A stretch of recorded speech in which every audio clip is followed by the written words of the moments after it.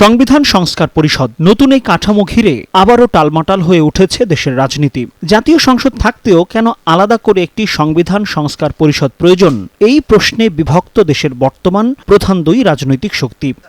ত্রয়োদশ জাতীয় সংসদ নির্বাচন ও জুলাই জাতীয় সনদ ঘিরে গণভোটের পর নির্বাচিত জনপ্রতিনিধিরা দুই দফায় শপথ নেবেন, একটি সংসদ সদস্য হিসেবে, অন্যটি সংবিধান সংস্কার পরিষদের সদস্য হিসেবে। জাতীয় সংসদের সদস্যরা নিয়মিত আইন প্রণয়ন, প্রধানমন্ত্রী নির্বাচন ও রাষ্ট্র পরিচালনার কাজ করবে, আর গণভোটে সমর্থন পাওয়া সংস্কার প্রস্তাবগুলো 180 কার্যদিবসের মধ্যে বাস্তবায়নের দায়িত্ব পালন করবে সংবিধান সংস্কার পরিষদ।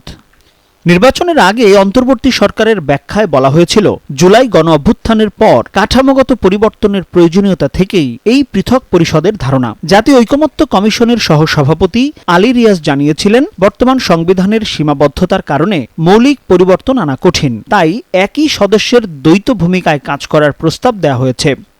তবে এখানেই আপত্তি তুলেছে বাংলাদেশ জাতীয়তাবাদী দল বিএনপি। দলটি সংসদ সদস্য হিসেবে শপথ নিলেও সংবিধান সংস্কার পরিষদের সদস্য হিসেবে শপথ নেয়নি।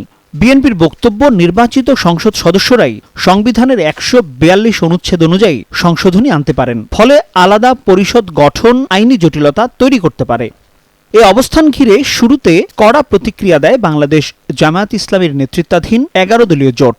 দলটির নায়েবে আমির সৈয়দ আব্দুল্লাহ মোহাম্মদ তাহের হুঁশিয়ারি দেন, বিএনপি যদি সংবিধান সংস্কার পরিষদের শপথ না নেয় তবে তারাও কোনো শপথ নেবে না। সংস্কারবিহীন সংসদ তাদের কাছে অর্থহীন বলেও মন্তব্য করেন তিনি। কিন্তু শেষ মুহূর্তে নাটকীয় পরিবর্তন। জরুরি বৈঠকে বসে 11 দলীয় জোট সিদ্ধান্ত নেয় তারা সংসদ সদস্য এবং সংবিধান সংস্কার পরিষদের সদস্য হিসেবে দুটি শপথই নেবে। সেই অনুযায়ী জামাত জোটের প্রার্থীরা দুটি শপথই গ্রহণ করেন।